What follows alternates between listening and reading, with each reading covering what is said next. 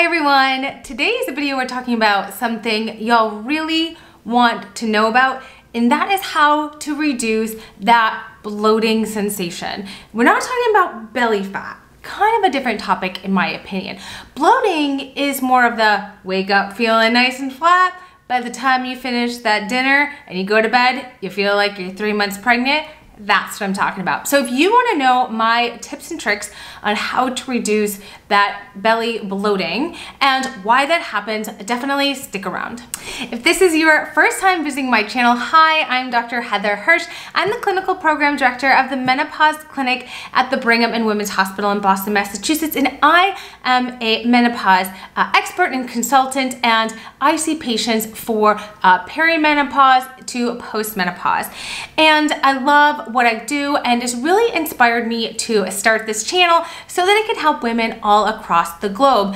I thank you so much for subscribing, liking, and commenting on these videos because that's really helping me know that you love this kind of content. So let's get to the meat of why you're here, which is menopausal bloating. And first, let's start with why does this happen? Well, a big reason it happens is no secret. It's the hormonal changes that happen throughout the menopause transition. The biggest change that happens is the estrogen levels start to decline. If you're in perimenopause, they're declining and fluctuating at the same time, and so can really kind of confuse your system. At the same time as your estrogen is declining, that leads to stress, which can increase cortisol. And at the same time, your progesterone levels are decreasing or fluctuating. And all of these together can cause you to have water retention. Bloating, and we all know this, really isn't that we gained 5 pounds overnight. Any kind of quick change on the scale is usually water and water retention. Now, it can stick around and it can turn into increase in pounds over time, but when it happens really quickly, usually that is a shift in your body's water content. It doesn't make it feel any better or less worrisome to you, but it really tends to be a shift in your fluids. Secondly, our gut can get a little bit sluggish or lazy, for lack of better words. You know, it's been working for 30, 40 years, and that motility can slow. We call this slow transit. And if that transit is really slow, think of a traffic jam. Everything is just going to kind of sit there and you're not going to move anywhere, and that can definitely happen in your bowels. So another reason we can get belly bloating isn't necessarily always water retention. It could also just be like stasis of the gut, and you really actually need to empty your bowels. And thirdly, we can, as we age, get diastasis recti. And diastasis recti is something where our abdominal muscles start to kind of split, so that some of the abdominal contents can kind of, push through or bulge through, for lack of better words. Obviously, it's not bulging through. You have your skin, your dermis, you have a crazy thing called an omentum in there, packing everything in, but bear with me if you will. Your abdominal muscles will tend to split a little bit. Now, this is really prominent if you've ever been pregnant, and so the number of pregnancies can also affect this. Also, if you have really just overstressed your abdominal muscles, and due to aging, when we lose estrogen, that can weaken really the muscles through some long-winded downstream effects of estrogen, of which there are many, and we can get diastasis recti. So you basically have like a laxity of those muscles in the abdominal area, which is when you eat or drink, or by the end of the day, if you haven't moved your bowels and you're retaining a lot of water, you're gonna look that 3 months pregnant. Okay, so what can you do? Well, I'm gonna give you a couple of good tips here. Now, I talk about this a ton in my course, The Complete Guide to Menopause, which I'll talk about again at the end. But if you really want to really individualize this, I talk a lot about this kind of issue and other things that really bug us in midlife and in menopause. So the first thing you can do is, sounds counterintuitive, but it's drink more water. And you might say, well, you just told me I have too much water on board. I'm retaining water. Why would I drink more?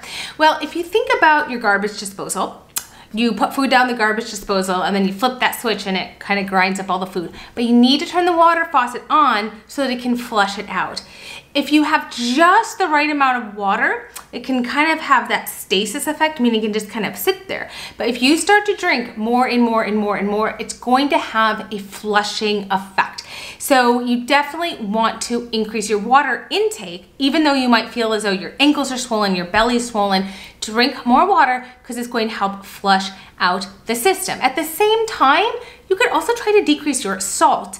Water follows salt. So if you think about your favorite movie and you get, a big buttery basket of popcorn and you eat it all and it's all salty and you start to feel like, your rings don't fit the next day or your ankles are swollen, it's because that water is following the salt.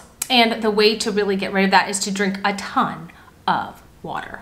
You also really want to get your bowels moving, because I just said one of the reasons you can have that bloating is because literally things are just sitting in your bowels waiting for that green light to go.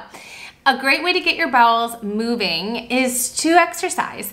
Exercise really helps to teach your body how to break down oxidative stress. It definitely gets blood flowing, and that blood flowing kind of pushes your gut along and gets it moving. So even a simple walk or a jog or anything where you're maybe moving around and moving your core, whatever you like to do, dancing, kickboxing, swimming, all of those things can really help move and stimulate your gut. Now, there's a vitamin I really like for gut health, and that's magnesium, whether it's magnesium oxide or magnesium citrate. Both of these are really wonderful because they do help in, reminding your gut's brain, which your gut has a brain, to move along. So magnesium 250 to 500 milligrams is something that you could do in the evening to help get that gut moving. On the same topic of what you should do, things I want you to avoid are the use of laxatives. Laxatives are really emergency, last case scenario only. And the reason is because your gut can get dependent on laxatives if you use them all of the time, or as your go-to for constipation or slow gut or bloating. And you're sort of creating more of a problem of yourself, a vicious cycle, if you will. So you really don't want to rely solely on laxatives. So magnesium citrate or milk of mag, both of those are really nice options to relieve gentle sort of constipation, which is causing that bloating feeling. Speaking of water retention, B6 or pyridoxine is a wonderful supplement vitamin that you can also add, and I recommend 50 milligrams up to 3 times a day. Now, not a lot of people want to take something 3 times a day, so if you can remember it once a day with your breakfast and maybe twice a day if you do breakfast and with dinner, take it with your food, that can also help to reduce some of that water retention. That's another nice option I would add to the magnesium if you want to try some at-home supplements. If you're adding magnesium, just make sure you run it by your doctor, particularly if you have any pre-existing kidney problems. And lastly, if you think you have a diastasis recti, even if you're thinking to yourself, well, I had my babies 20 years ago, or I was pregnant 30 years ago, it can stay with you. My good friend and colleague, Melissa Gallo, who's done a lot of podcasts with me on physical therapy and women's health, has a saying, and that's once you're postpartum, you're always postpartum, no matter if it's been 6 months, 6 years, or 6 decades. Your body is always going to change. And just like anything that you move or stretch, even though it does come back to reset, it's never going to be completely the way it was before. So you could definitely seek out help from a women's health physical therapist for diastasis recti, even if your pregnancy or your babies were born many decades ago. Sometimes strengthening the abdominal wall can really truly help if that bloating sensation that you're feeling at the end of the day is so troublesome to you. Definitely seek care from a certified physical therapist near you. All right, guys, I have to go because it is hot in this attic. I'm filming in the summer of 2021, and boy, can I only do a few minutes without the AC on, but I want you to be able to hear me nice and clearly, so I do this for you.